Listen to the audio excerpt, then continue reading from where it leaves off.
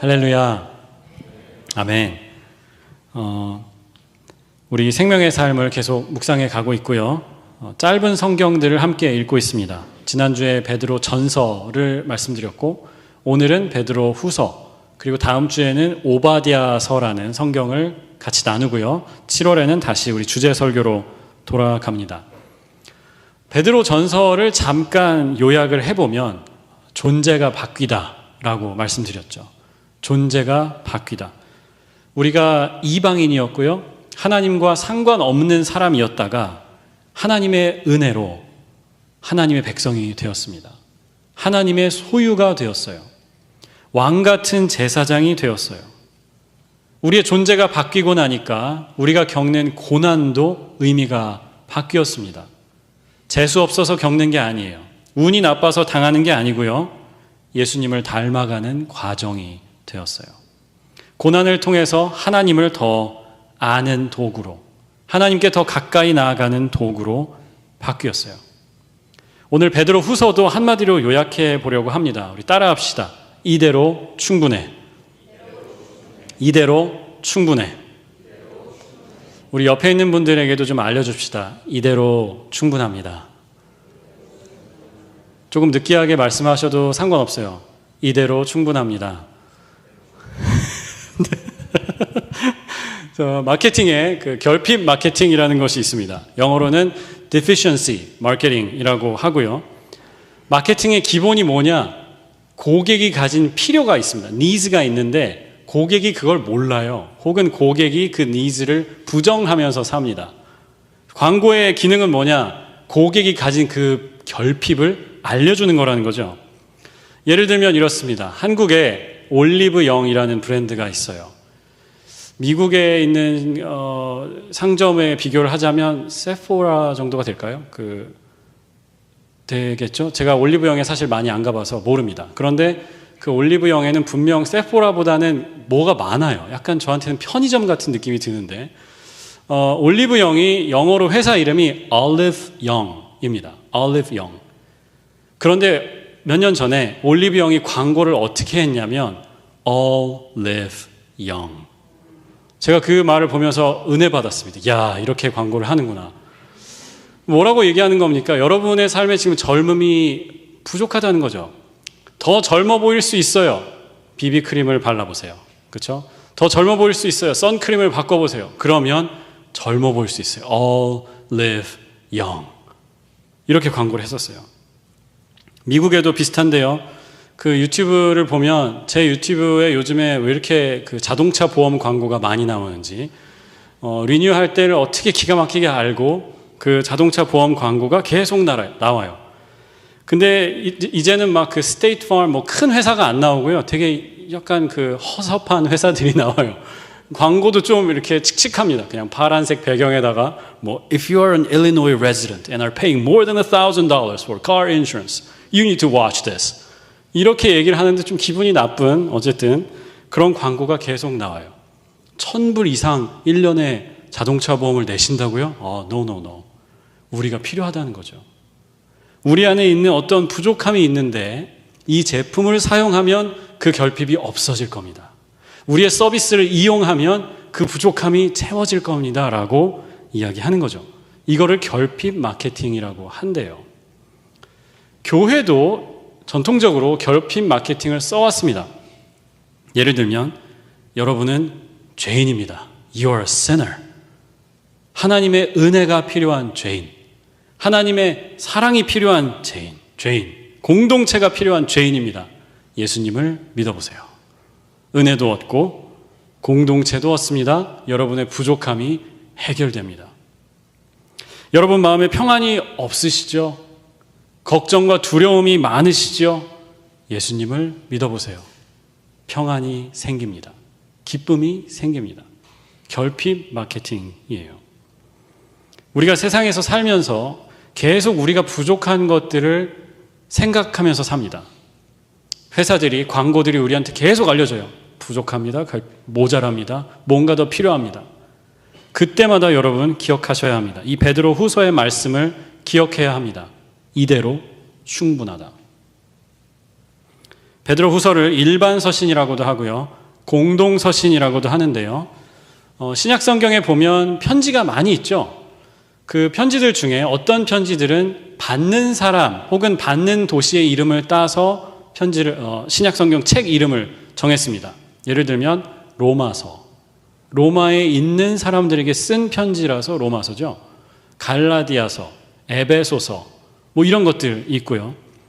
공동서신이라는 것은 뭐냐? 특정한 수신자가 없어요. 특정한 누군가를 염두에 두고 쓴 게 아니고요. 로마 세계에 흩어져 있던 기독교인들 전체를 대상으로 쓴 이야기입니다. 그래서 특징이 있는데 바울 서신 중에 아까 그 말씀드린 수신자가 분명한 그 편지들은요. 굉장히 스페시픽합니다. 구체적인 그 교회의 이슈를 딱 얘기해요. 이름도 막 얘기하죠. 그런데 공동서신들은 그렇지 않습니다. 제너럴하게 뭉뚱그려서 이야기해요. 왜냐하면 모든 사람에게 읽혀지기 위해서 쓴 책이기 때문입니다. 그래서 초대교회가 어떻게 예배를 했냐면요. 이 베드로 전서, 예를 들면 베드로 후서 이런 편지가 교회에 와요. 그럼 그 편지를 예배 시간에 낭독을 합니다. 설교 시간에. 그리고 누가 나와서 잠깐 그 덧붙여서 설교를 하기도 하고요. 그 편지를 같이 읽으면서 성경 공부를 하기도 하고 우리로 치면 이제 소그룹 나눔을 하는 거죠. 공동체가 여력이 되면 이제 카피를 했어요. 만들어가지고 자기네 그 매뉴스크립트를 만들고 사본을 만들고 그 원본 편지는 어떻게 할까요?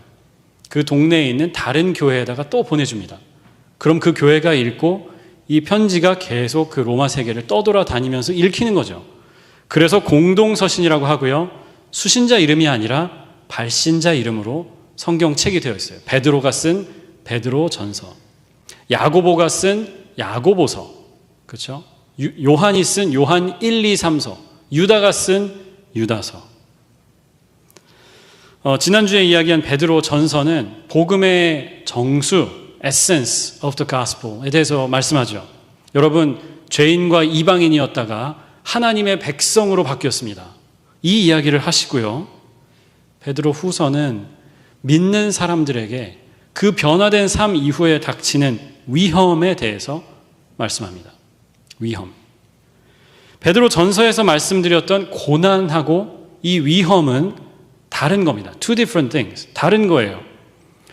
고난은요, 지난주에 말씀드린 대로 우리가 믿음을 가지고 살다 보면 어쩔 수 없이 겪어야 하는 것들입니다. 이방 세계에 믿음을 가진 사람으로서 살면서 혹은 로마 제국에서 그 박해를 견디면서 살면서 어쩔 수 없이 필연적으로 당해야 하는 것이고요. 그래서 인내해야 하는 것이고 참고 기도하면서 이겨내야 하는 것입니다. 그런데 베드로 후서가 말씀하는 위험은 피해야 되는 거예요. 조심해야 되는 거예요. 제가 아까 자동차 보험 이야기를 드렸었는데 자동차 운전하는 것을 예로 들면요. 고난은 필연적인 겁니다. 운전면허를 따야 되죠. 내 차를 샀으니까 월에 그 페이먼트를 내야 되죠.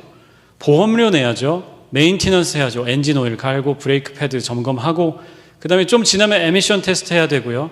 이런 것들이 고난이라고 한다면 필연적인 것들. 위험은 눈밭에 나가서 운전하는 거. 고속도로를 막 달리는데 팟홀이 이렇게 구멍이 나 있잖아요. 바닥에. 그런 것들이 위험이에요. 이거는 조심해야 되는 거고 내가 피하기 위해서 노력해야 하는 겁니다. 한 가지 위험을 말씀하시는데 거짓 교사들에 대한 위험을 말씀하세요.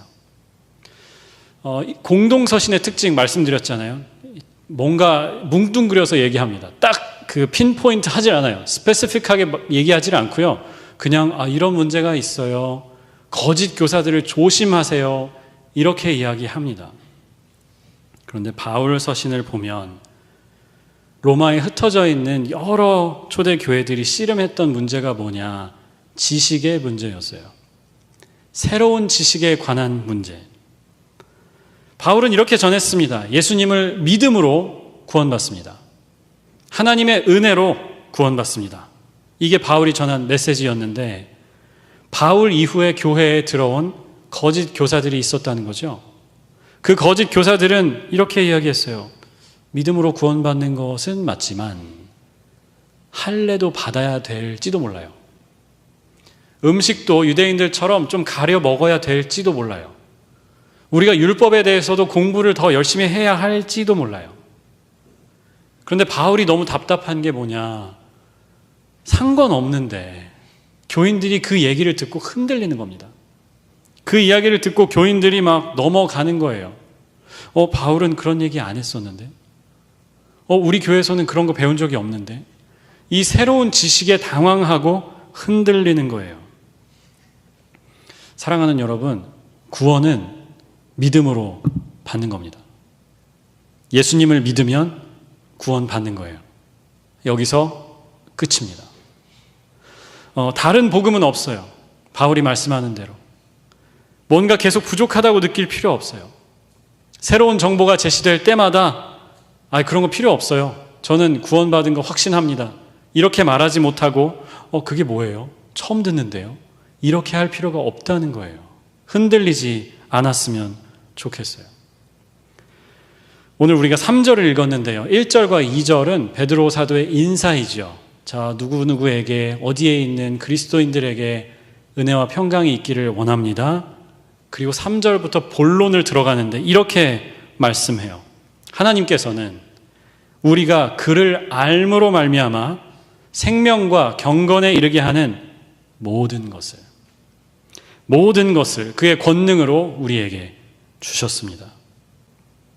베드로가 뭐라고 말씀하는지 아시겠죠? 여러분, 예수님을 아는 것, 그것으로 충분합니다. That should be the end of it. 그게 다입니다. 그거면 됩니다. 생명과 경건에 이르게 하는 모든 것을 하나님이 이미 우리에게 주셨습니다. 4절에도 말씀합니다. 하나님은 그는 이 영광과 덕으로 귀중하고 아주 위대한 약속들을 우리에게 주셨습니다. 이미 주셨어요. 그래서 5절과 7절 믿음의 덕을 더하고 덕의 지식을 더하고 절제와 인내와 경건과 우애와 서로 사랑함과 사랑을 더하십시오. 게임을 해보면 여러분들은 게임을 하시는지 모르겠어요. 캔디 크러쉬에서부터 포켓몬 고, 롤까지 여러 가지 게임이 있는데 어떤 게임이든지 시작하면 레벨 1에서 시작하죠. 아바타 있잖아요. 그 게임에 자기 캐릭터가 나오는데 벌거벗고 다닙니다. 아무것도 없어요. 옷도 없고 아이템도 없고 기술도 없고 지식도 없고. 그런데 레벨을 쌓아가고 발전해 가면서 그것들을 얻는 거죠. 아이템도 생기고 기술도 생기고 스킨도 돈 써가지고 옷 입히고 그렇게 하면서 우리의 캐릭터가 성장을 해요. 모든 게임이 다 그렇습니다. 우리의 삶도 마찬가지죠. 우리가 태어났을 때 다 알고 태어나지 않죠. 아무것도 모르고 아무것도 아닌 존재로 태어나요. 갓난 아기로. 그리고 성장하면서 배우면서 익히면서 알게 되는 거죠. 대학을 졸업해도 마찬가지입니다. 졸업하고 이제 사회에 나가면 내가 다 아나요? 하나도 모르죠. 그래서 직장에 들어가서 처음부터 다시 배우면서 성장을 또 해요. 이런 세상에 살다 보니까 우리가 신앙생활도 비슷하게 생각하는 것 같아요. 뭔가 내가 하나도 없고 하나도 모르고 더 배워야 하고 더 잘해야 하는 그런 존재로 자기 자신을 보는 거죠. 그런데 오늘 말씀은 다르게 말씀하십니다. 생명과 경건에 이르는 모든 것을 이미 우리에게 주셨어요. 다 주셨어요. 다만 왜 우리가 그러면 질문이 생각나잖아요. 왜 그러면 성경 공부를 하나요? 왜 그러면 신앙생활을 열심히 하려고 노력을 하나요? 왜냐면요, 이미 우리에게 주신 것을 실천하기 위해서 하는 겁니다. 내가 알지 못했던 새로운 것을 배우는 게 아니에요. 내가 몰랐던 것을 어떻게든 얻어보려고 하는 게 아니고요.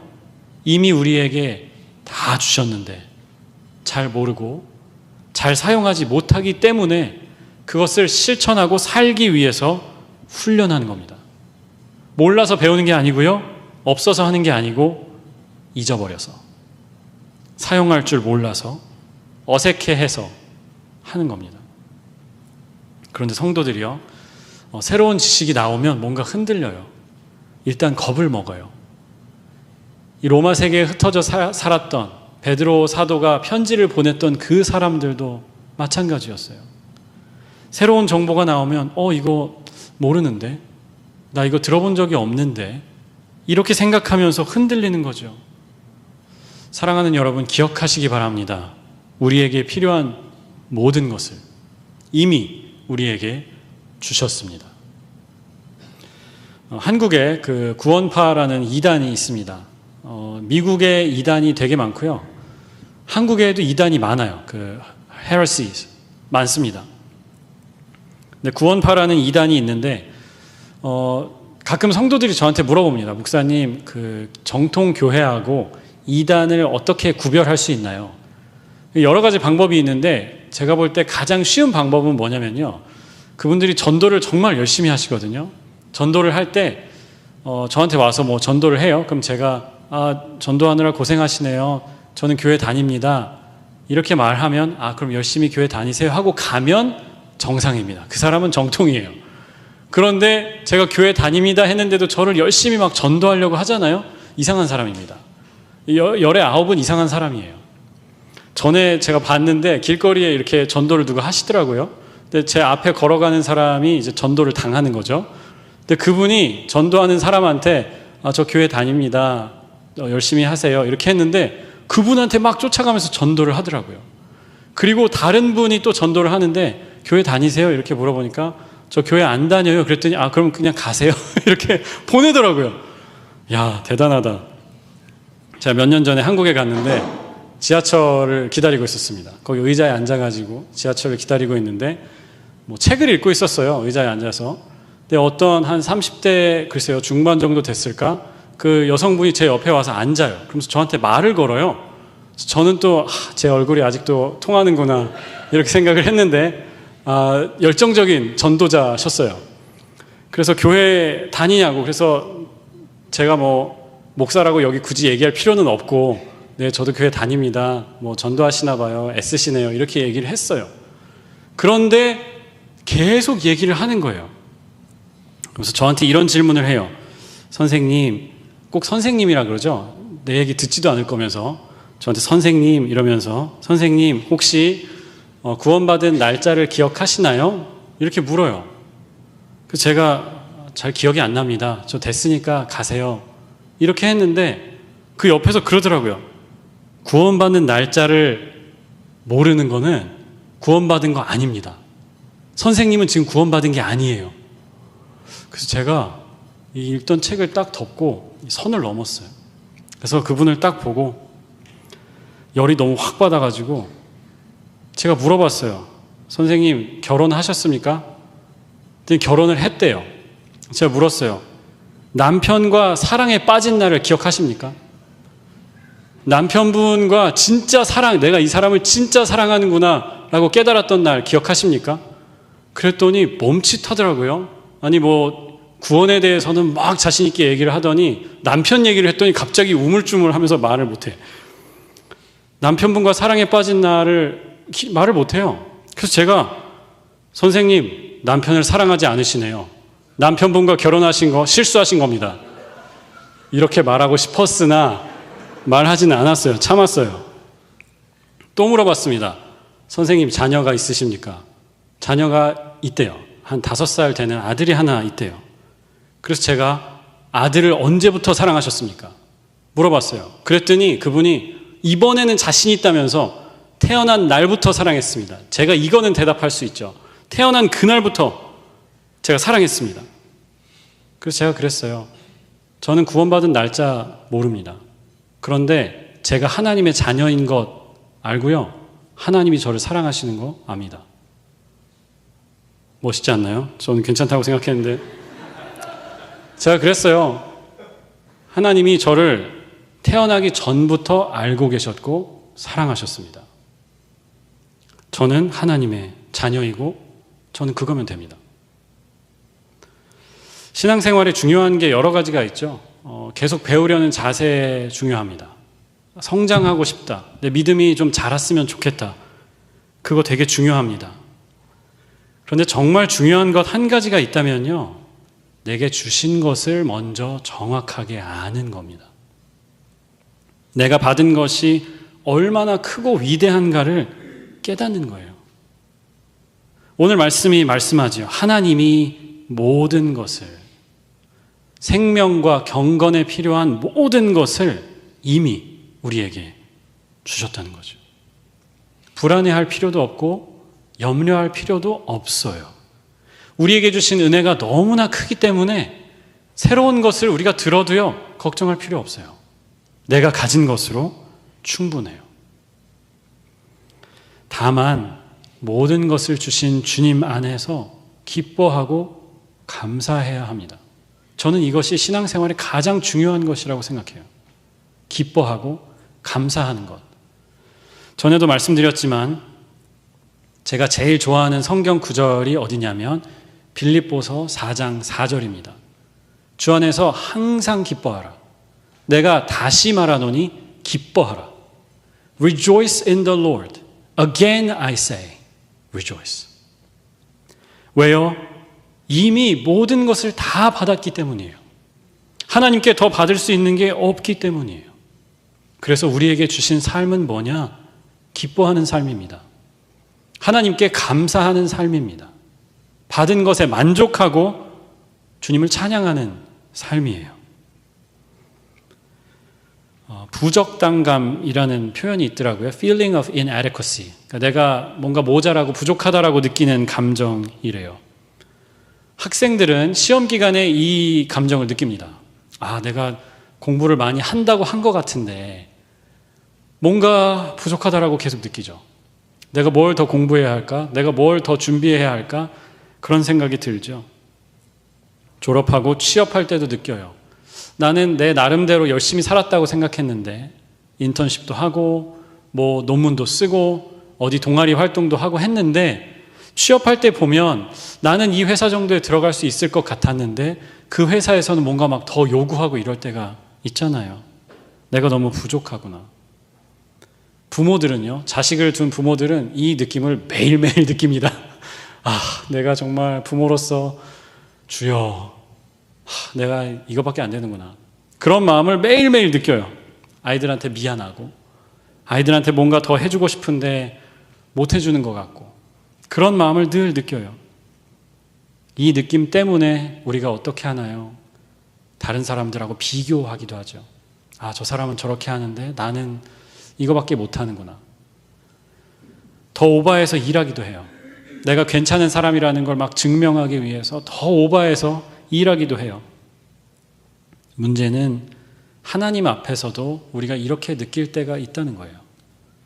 뭔가 내가 부족한 것 같아요. 뭔가 내가 되게 모자란 것 같아요.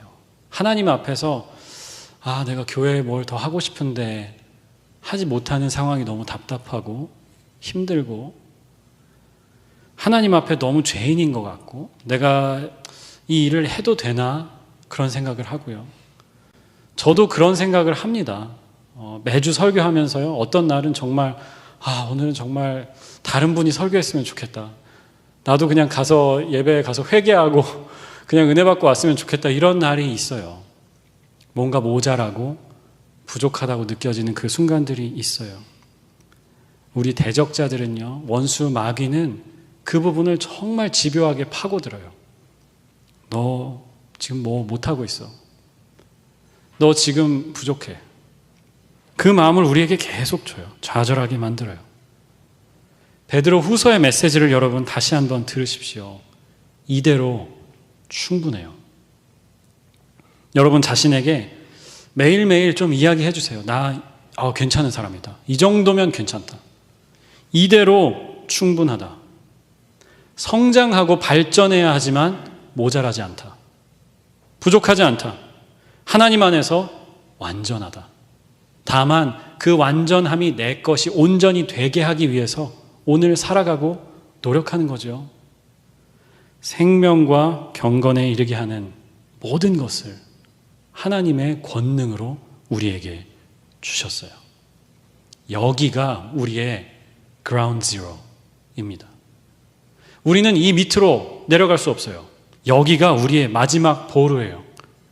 두려운 마음이 있을 때, 내 안에 뭔가 부적당감이 있을 때, 내가 모자라고 부족하다고 느껴질 때 이 자리로 돌아가야 할 줄을 믿습니다. 이대로 충분하다. 감사하다. 생명과 경건에 이르게 하는 모든 것을 내게 주셨다. 그런 마음으로 고통을 견뎌내시기 바랍니다. 위험을 이겨내시기 바랍니다. 그런 마음으로 사는 여러분들 되시길 주님의 이름으로 축복합니다. 기도하겠습니다.